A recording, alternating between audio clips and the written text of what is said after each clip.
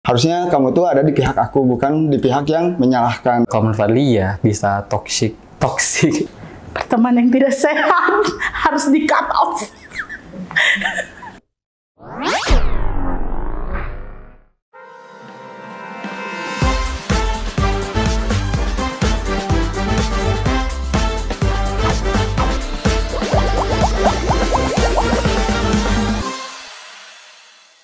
Halo semuanya, perkenalkan nama saya Reja Pawiji Pamungkas. Saya merupakan Unibi Ambassador Season 2. Halo semuanya, saya Muhammad Fadli Nurinsan dari Unibi Ambassador. Halo semuanya, perkenalkan nama saya Asya Kurutuainin. Saya di sini adalah Unibi Ambassador.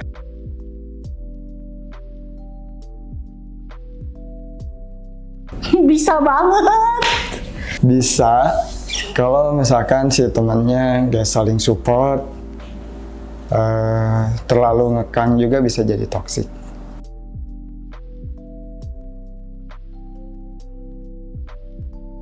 Toxic friendship, secara psikologi, toxic friendship merupakan pertemanan yang tidak sehat dan tidak saling support satu sama lain, bahkan membuat seseorang menjadi stres karena pertemanannya. Kayak gitu. Jadi kalau misalkan ada di hubungan persahabatan atau pertemanan, malah jadi nambah stres atau bahkan disalahkan, itu udah masuk ke toxic friendship. Berbicara tentang toxic friendship itu tentu saja pastinya ada plus minusnya nih toxic friendship. Ini menurut saya sendiri.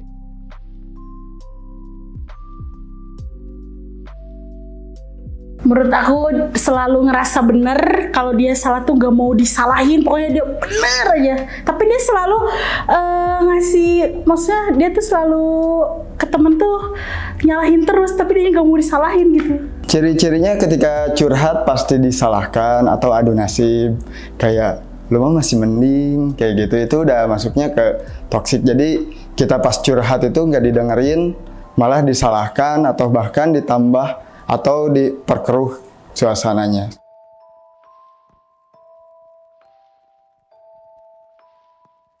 Dijauhi atau enggak sih, kayaknya nggak perlu dijauhi ya. Kayak cukup kita nggak terlalu intens saja, nggak intens, nggak terlalu percaya ke dia, itu tuh bisa aja sih, bisa ngejalin hubungan gitu. Menurut aku sih harus dijauhin karena sayangi diri kalian ya guys ya. Kalau menurut saya sih enggak ya, tadi yang sudah saya jelaskan juga. Teman yang toksik itu tentunya pasti ada plus minusnya, itu gimana tergantung kepada kitanya. Apabila kita memiliki sebuah pendirian atau prinsip diri, kita tentunya tidak akan terjerumus tuh ke teman-teman kita yang toksik, tapi kita bisa mengambil pengalaman dari teman-teman yang toksik tersebut. Jadi kita belajar dari teman-teman itu, karena teman yang toksik juga pasti berawal dari pengalaman yang telah dilakukannya sehingga terbawa ke sini.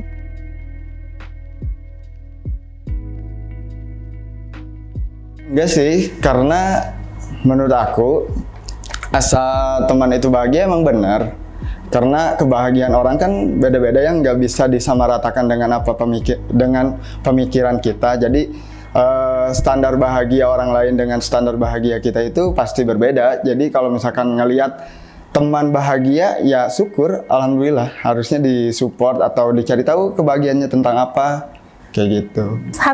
Harusnya sih tidak boleh ya, tapi saya sering melakukan hal itu karena ya itu tadi saya nggak enakan gitu loh. Baiknya sih harusnya kasih tahu, yaitu jangan, karena sebagai teman yang baik tuh sebenarnya harusnya ngasih tahu mana yang baik, mana yang salah, meskipun itu menyakitkan teman sendiri.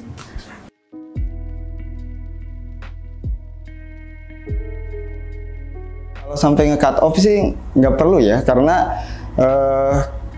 teman yang toksik itu bisa terjadi karena kita terlalu banyak ngasih dia jalan atau akses ke diri kita gitu.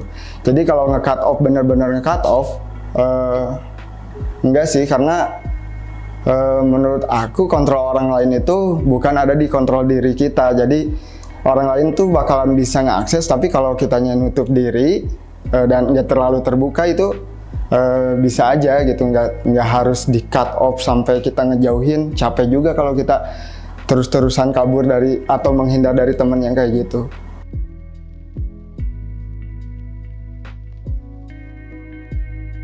perlu selektif dalam memilih teman, karena pernah Fadli melihat suatu video, ya kalau kalian kenal Keanu AGL ya, di situ Keanu bilang pilih teman itu harus gitu, tapi pilih teman harus, tapi baik sama semua orang itu harus juga gitu.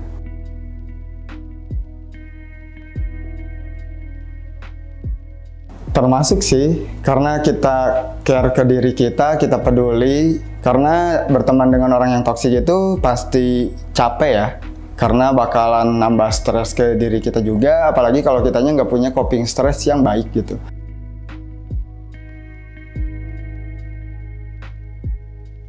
Yang tentunya yang saling support antara satu dengan yang lainnya gitu, jadi tidak menjatuhkan tapi harus saling mensupport.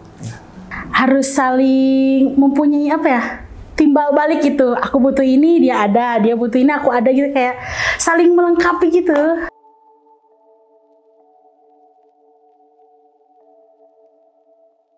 Pertama, kenalin dulu temen yang toksik itu yang kayak gimana.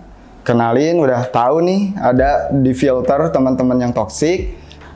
Terus kalau kita tahu, kalau kita cerita dan kita malah nambah stres atau malah merasa disalahkan, dipojokkan, misalkan kayak kita cerita nih tentang ABCD, ya sih kamu kayak gitu, makanya jadi kayak gini. Nah, itu tuh udah toksik sih kalau menurut aku mah.